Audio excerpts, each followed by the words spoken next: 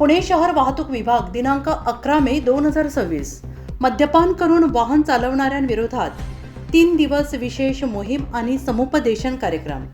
पुणे शहर वाहतूक विभागाकडून मद्यपान करून वाहन चालवणाऱ्या चालकांविरोधात 3 दिवस विशेष मोहीम राबवण्यात आली. या मोहिमेचा कालावधी दिनांक 8 मे 2026 ते 10 मे 2026. शहरातील विविध भागांमध्ये 29 नाकाबंदी पॉईंट उभारून ब्रेथ ॲनालायझरद्वारे तपासणी करण्यात आली.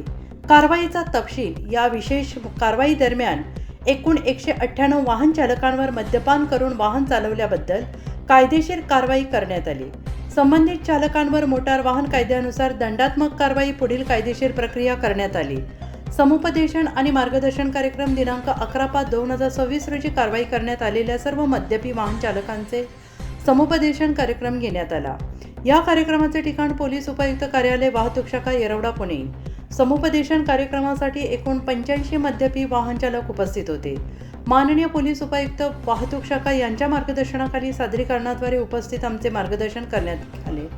मोहिमेचा उद्देश अपघात प्रतिबंध, रस्ते सुरक्षितता वाढवणे, नागरिकांचे प्राण आणि मालमत्ता संरक्षण, शिस्तबद्ध आणि जबाबदार वाहन संस्कृती निर्माण करणे. मद्यप्राशन करून वाहन चालवणे हे गंभीर आणि दंडनीय आहे. यामुळे अपघातांचा धोका लक्षणीय वाढतो. सर्व नागरिकांनी वाहतूक नियमांचे काटेकोर पालन करून स्वतःचा आणि इतरांचा जीव सुरक्षित ठेवावा. पुणे शहर वाहतूक विभाग, पुणे शहर पोलीस.